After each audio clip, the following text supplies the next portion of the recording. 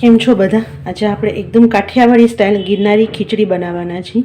આ ખીચડી એક તો પ્રોટીનની સાથે આપણને મિનરલ્સ અને તમને કાર્બોહાઈડ્રેટ મળી રહેશે, પ્લસ ટેસ્ટી એટલી છે કે તમને જે ખીચડી ખાવાની જે બોરિંગનેસ લાગે ને તમને બિલકુલ નહીં લાગે. બહુ ટ્રેડિશનલ રેસીપી છે. તો એના માટે પરફેક્ટ માપ સાથે પહેલાં એનું મિશ્રણ તૈયાર કરશું. તો આમાં 2 ચમચી મેં ચમચીનું માપ લીધું છે, એટલે તમે ઘરની કોઈ ચમચી સેટ કરી લો અથવા તમે 1/4 કપ સેટ કરો એવી રીતે. મેં આવી રીતે ચમચીથી લીધું છે.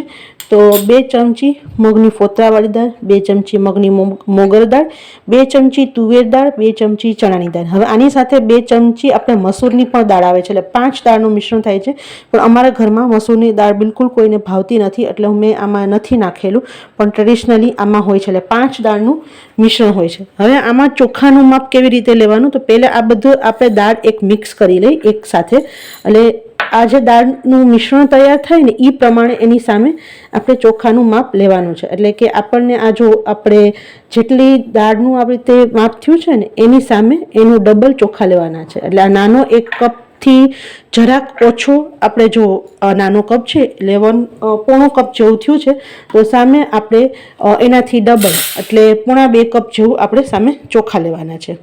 જો એને ડબલ આપણે દાળનું જે ટોટલ મિશ્રણ હોય એનાથી ડબલ, તો 1.25 કપ જેવું આપણે ચોખા લીધા છે. અને હવે આપણે આ બધું મિક્સ કરી લેવાનું છે. એટલે આમાં તમારે જે ગિરનારી ખીચડી છે ને એનું તમારે મિશ્રણ થાય છે. અને આ ચોખા જે મેં લીધા છે ને એ આપણે ખીચડી માટેના ચોખા છે.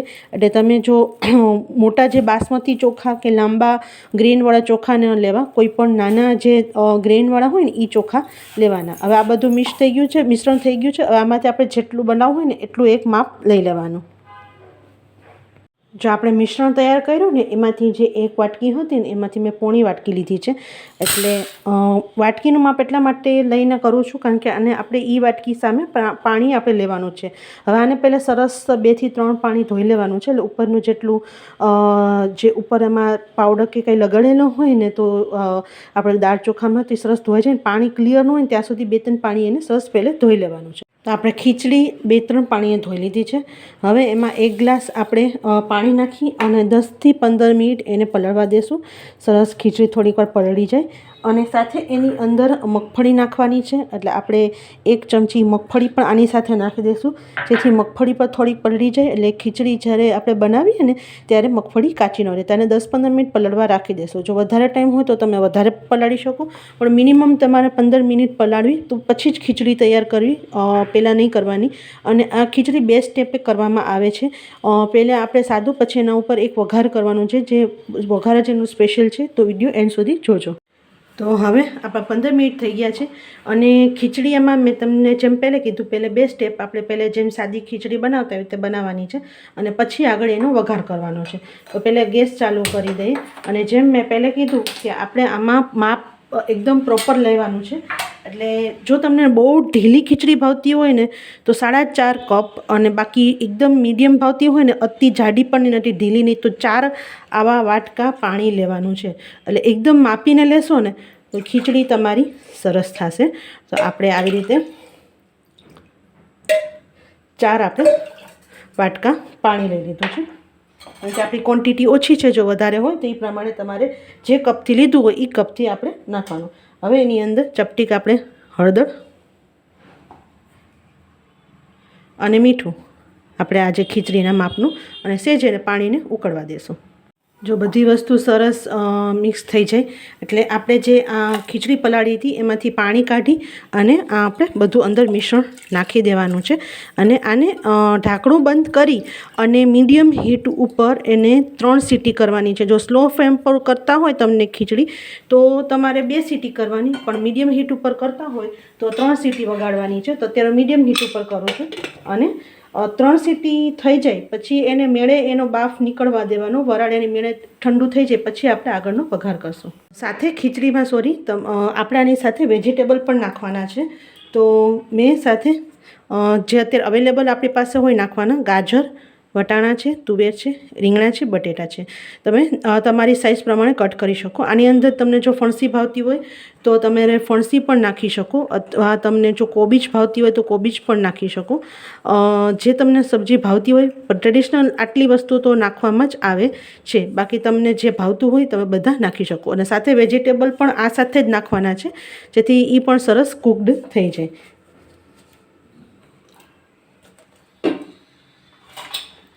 અને હવે બધું બંધ કરી અને આપણે મીડિયમ હીટ ઉપર 3 સીટી વગાડશું.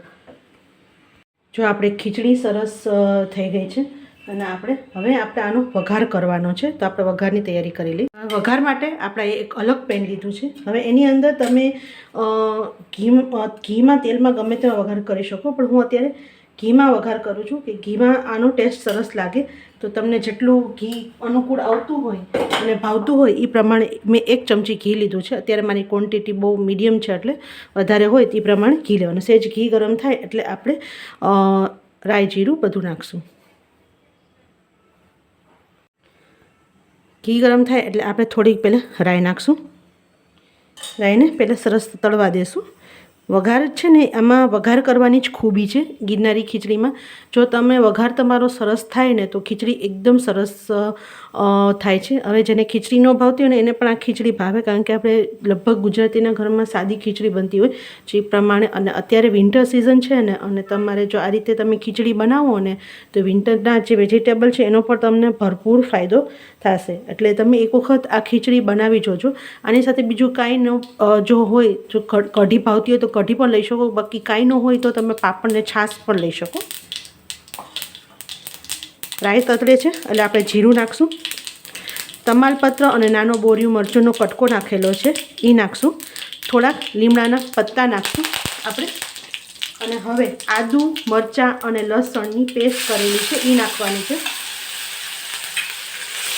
એક મીડિયમ સાઇઝનું મરચું હતું, નાનો અડધો ઇંચ ટુકડો આદુ હતા, અને 5 થી 6 સૂકું લસણ હતું. એને મેં આપણે ખાંડી દસ્તામાં સરસ ખાંડી લીધા છે.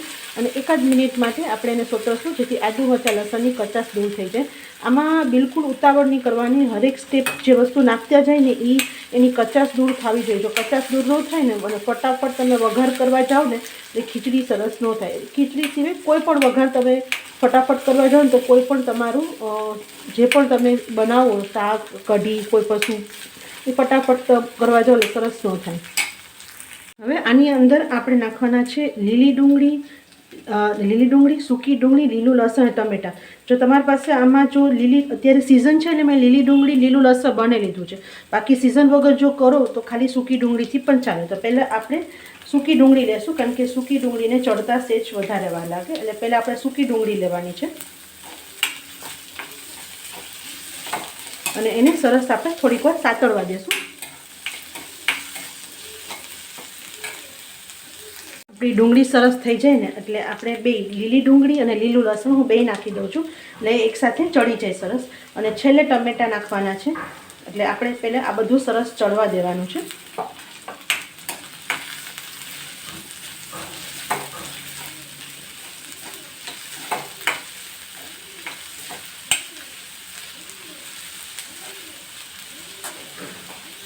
લીલી ડુંગળી અને લીલું લસણ બંને થોડુંક શ્રિંક થઈ ગયું છે. એટલે એક મોટું ટમેટું હતું જેને મેં ઝીણું ઝીણું કાપેલું છે. તમે ચોપરમાં ચોપ કરવું હોય તો ચોપરમાં પણ તમે ચોપ કરી શકો. અને એને પણ સરસ હલાવી લેશું. હવે આપણે ખીચડીમાં મીઠું નાખેલું છે એટલે આના પૂરતું જ આપણે મીઠું ચપટીક નાખવાનું છે, જેથી આપણું ટમેટાં સરસ ચડી જાય. બહુ જ જરાક હળદર, ચપટીક હિંગ, અને આને પણ સરસ હલાવી લેશું. અને હવે સરસ એકદમ ટમેટાં ગળી જાય ને ત્યાં સુધી આપણે એને કૂક કરવાનું છે. ટમેટાં એકદમ સરસ ગળી જવા જોઈએ.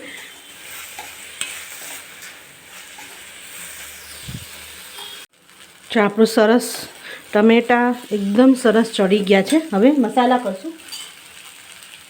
તો લાલ મરચું પાવડર, તમારે કેટલું તીખું ખાવું હોય એ પ્રમાણે. બાકી આદુ, મરચાં, લસણ બધું નાખેલું છે એટલે તીખાશ ભરપૂર હશે.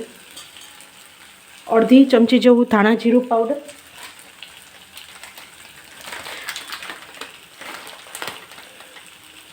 ચપટીક આપણે ગરમ મસાલો નાખશું અને આ બધું હલાવી લેશું.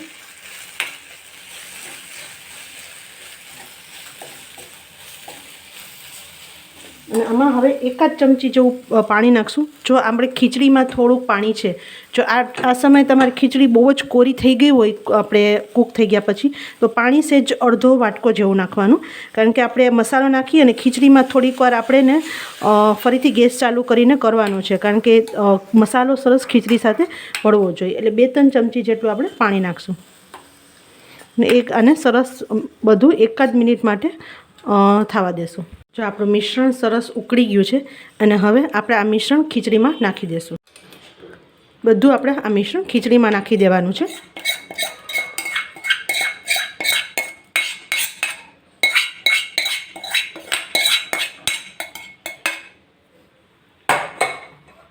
અને ખીચડી સાથે હવે આ હલાવી લેશું અને થોડીક વાર આપણે ખીચડી સાથે ગેસ આમાં ચાલુ જ છે, 2 મિનિટ આપણે આને થવા દેશું, 2-5 મિનિટ, જેથી ખીચડી સાથે આ જે વઘાર છે ને એ એકદમ સરસ થઈ જાય. જો આ ટાઈમે તમને થોડુંક આમાં બહુ તમારી જો ખીચડીમાં પાણીનું પ્રમાણ બિલકુલ ન હોય તો થોડુંક નાખી દેવું, કારણ કે હજી આને થોડીક વાર 2-5 મિનિટ ઉકળવા દેવાનું છે એટલા માટે. જો આપણે સરસ ઉકળી ગયું છે અને જો હજી આ સેજ આપણે ઠંડી થાય ને ખાવા જેવી, એટલે સેજ હજી આ થોડુંક એની થિકનેસ થોડીક પકડી લે, એટલે થોડુંક હજી આપણું ઘાટ થઈ જાય. અને હવે આપણે ઉપરથી થોડીક કોથમીર નાખવાની છે. હોય તો નાખવાની તમારી પાસે, બાકી કોથમીરના હિસાબે ટેસ્ટ બહુ જ સરસ આવે છે, એટલે નાખવાની થોડીક કોથમીર.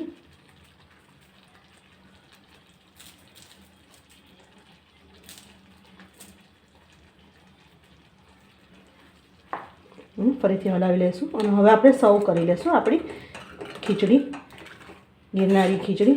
અને બહુ જ સરસ, આપણે નાનો એક વાટકો કરેલો હતો તો ઘણી બધી, જો એકદમ ખીચડી ઘણી બધી થઈ ગયેલી છે. તો હવે આપણે સર્વ કરી લઈએ.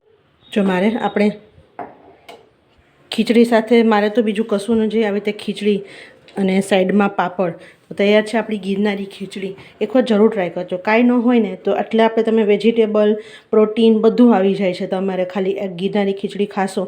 અને બહુ જાજુ તમારે બનાવવાનું બહુ મહેનત ન કરવી હોય તો આ ફટાફટ થઈ જાય છે. અને ગમ્યું હોય તો પ્લીઝ લાઇક, શેર અને સબસ્ક્રાઈબ કરી દેજો. સાથે બેલ આઇકન દબાવી ઓલ દબાવી દેજો, જેથી આવનારા બધા વિડીયોની નોટિફિકેશન તમને મળતી રહે. આવજો.